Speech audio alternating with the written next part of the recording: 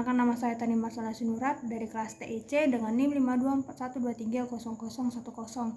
Di video kali ini kita akan membahas tentang materi-materi yang umum atau komponen-komponen dasar yang biasa digunakan pada mata kuliah dasar elektronika.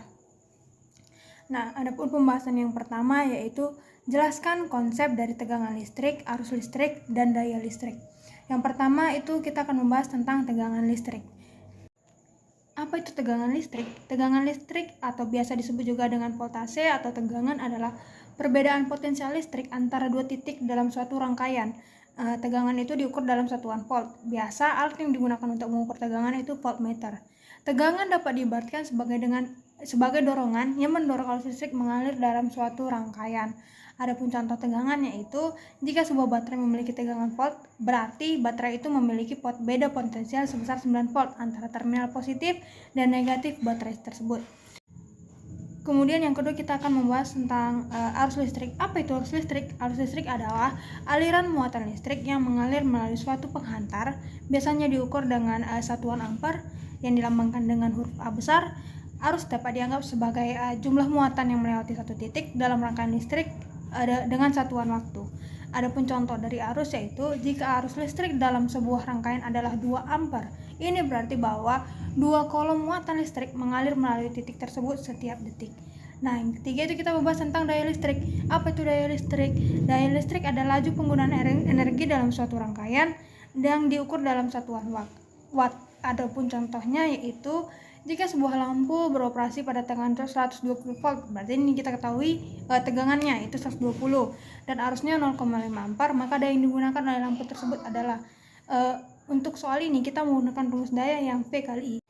Nah, rumus daya itu kan ada 3, ada V kali I, ada I kuadrat dikali R, ada V kuadrat per R. Nah, karena pada contoh soal ini yang diketahui itu tegangan dan arusnya, maka kita menggunakan rumus yang V kali I, maka dayanya itu 120 volt dikali 0,5 ampere, itu jawabannya 60 watt. Agar kita lebih mudah memahami apa itu tegangan, arus, dan daya, kita bisa melihat analogi video berikut. Nah, adapun contohnya yaitu kita ibaratkan bahwa arus listrik atau proses listrik mengalir itu sama dengan proses air gitu. Ibaratkan bahwa listrik itu pipa atau selang air dan arus air itu sebagai arus dan tegangan itu berupa tekanan, di mana makin besar tekanan maka semakin kencang airnya. Resistansi itu berupa hambatan seperti katup, yang besar katup makin besar katup maka makin kecil debit air. Kemudian daya listrik itu dikeluarkan dari selang atau pipa, di mana air yang keluar bergantung pada arus air. Makin besar arus air, maka debit air yang keluar makin besar.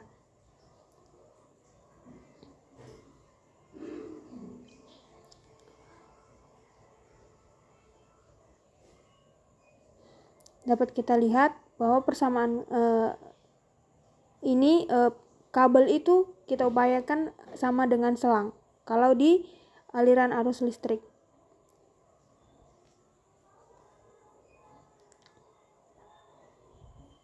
Contoh, di sini kita buat tegangannya itu 50 volt, kemudian hambatannya atau resistansinya itu 100 ohm. Nah, maka kita dapat arusnya itu 0,5 ampere, sehingga debit air yang keluar itu sebesar 25 watt.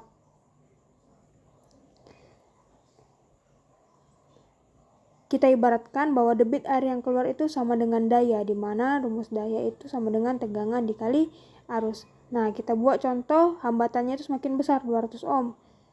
Nah, otomatis air yang mengalir itu semakin kecil karena pada hambatan itu menahan air sehingga daya air yang keluar tidak begitu besar, sama dengan arus listrik. Jika hambatannya semakin besar atau resistansinya semakin besar, maka arus listrik yang mengalir itu akan semakin kecil.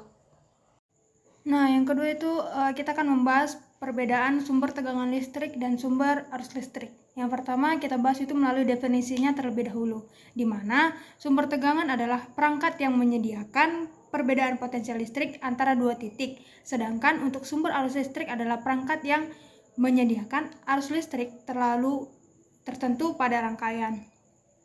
Kemudian perbedaan yang kedua yaitu sumber tegangan menjaga tegangan output tetap konstan meskipun arus yang mengalir berubah, contohnya seperti baterai, power supply, dan generator. Sedangkan untuk arus listrik, sumber arus itu mengatur dan memelihara output meskipun tegangan yang dihasilkan dapat bervariasi. Contoh pengisi daya, sumber arus dan sumber arus konstan. Nah, jadi untuk tegangan dan arus ini mereka berkebalikan. Adapun perbedaannya yang ketiga yaitu sumber tegangan umumnya digunakan dalam rangkaian di mana tegangan yang stabil diperlukan, sedangkan sumber arus biasanya digunakan dalam aplikasi di mana arus stabil lebih penting seperti dalam pengisian daya baterai. Karena untuk pengisian daya baterai kita itu membutuhkan arus yang stabil. Untuk pembahasan ketiga yaitu biasanya kan di dasar elektronika kita ada membahas tentang komponen pasif dan komponen aktif. Nah, jadi untuk soal ini kita akan membahas perbedaan apa sih itu perbedaan komponen pasif dan komponen aktif. Adapun perbedaannya yang pertama itu dari definisinya. Komponen pasif itu adalah elemen dalam rangkaian listrik yang tidak dapat menghasilkan energi sendiri. Mereka hanya menyimpan atau mengalirkan energi listrik yang ada. Kemudian untuk komponen aktif itu adalah komponen aktif adalah elemen dalam rangkaian listrik yang dapat menghasilkan energi sendiri, memperkuat sinyal mereka, membutuhkan sumber daya eksternal untuk beroperasi.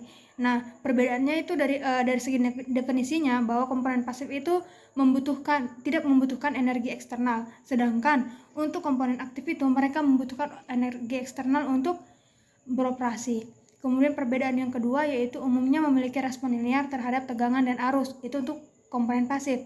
Sedangkan komponen aktif itu mereka tidak membutuhkan sumber daya, mereka tidak membutuhkan respon atau mereka memiliki respon non-linear. Kemudian untuk perbedaan yang ketiga yaitu tidak memerlukan sumber daya eksternal untuk beroperasi. Nah, ini dapat kita pahami dari definisi pertama bahwa komponen pasif itu mereka membutuhkan energi eksternal untuk beroperasi, sedangkan untuk komponen aktif memerlukan sumber daya untuk berfungsi, seperti definisi pada komponen aktif tadi. Kemudian adapun contohnya yang pertama itu resistor. Resistor berguna untuk membatasi aliran arus pada rangkaian. Kemudian yang kedua kapasitor. Kapasitor fungsinya untuk menyimpan energi dalam bentuk muatan. Yang ketiga ada induktor, menyimpan energi dalam bentuk medan magnet serta arus mengalir. Adapun contoh dari komponen aktif yaitu yang pertama transistor. Transistor itu untuk mengangkat sinyal atau sebagai saklar, karena transistor itu dapat turn off dan turn on dengan cepat. Kemudian ada dioda. Dioda itu mengizinkan arus mengalir dalam satu arah.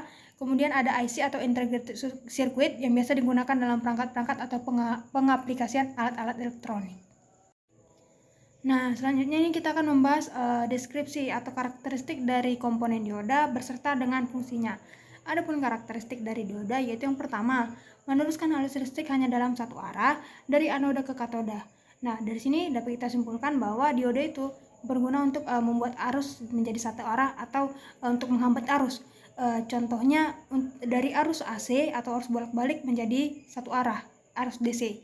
Kemudian yang kedua itu menghambat arus listrik yang arahnya berlawanan agar arus listrik itu dapat menjadi satu arah. Kemudian yang ketiga karakteristik dari dioda yaitu memiliki dua sifat yaitu forward bias dan reverse bias. Ketika dioda dalam kondisi forward bias resistansinya rendah sedangkan arus dapat mengalir dengan mudah. Begitu juga sebaliknya. Jadi dalam reverse bias itu arusnya dapat susah untuk mengalir. Nah, agar lebih mudah untuk memahaminya, kita biasa melihat di video analogi berikut. Adapun contohnya yaitu jika anoda dari dioda dihubungkan dengan kutub positif dari baterai dan katoda dioda dihubungkan ke anoda dari LED, maka lampu LED akan menyala. Ini adalah kondisi forward bias, di mana arus diperbolehkan melewati dioda. Tetapi jika dioda dibalik, maka lampu LED tidak akan menyala. Ini disebut dengan kondisi reverse bias. Dalam kondisi ini, dioda memblok arus yang akan lewat. Dioda umumnya membutuhkan tegangan untuk beroperasi sekitar 0,7 volt atau disebut dengan forward voltage. Jadi, jika arus yang lewat lebih kecil dari 0,7 voltage, maka dioda tidak akan bekerja. Nah, sekarang kita masuk ke topik pembahasan terakhir, yaitu deskripsikan karakteristik dari transistor beserta fungsinya. Nah, adapun karakteristik dari transistor itu yang pertama, karakteristik input, di mana menggambarkan perubahan arus input karena variasi tegangan input. Yang kedua, yaitu karakteristik keluaran, menggambarkan arus keluaran pada sumbu vertikal dan tegangan keluaran pada sumbu horizontal. Kemudian yang ketiga, karakteristik transistor yang ketiga yaitu mentransfer arus, menggambarkan fluktuasi arus keluaran terhadap arus masukan. Adapun fungsinya yang pertama sebagai elektronik karena transistor dapat beralih on off dengan cepat. Yang seperti yang saya jelaskan tadi bahwa transistor itu dapat beralih on off dengan cepat. Kemudian sebagai penguat arus, transistor dapat memperkuat sinyal yang lemah. Kemudian sebagai driver motor DC, di mana transistor mengendalikan arus listrik yang dibutuhkan motor untuk bekerja. Yang keempat, sebagai pembangkit sinyal flip-flop karena transistor menyimpan data sesuai kombinasi yang diberikan. Dan yang terakhir yaitu sebagai logika, transistor mengolah masukan berupa bilangan binar menjadi keluaran bersyarat. Itu biasanya dibahas pada gerbang-gerbang logika.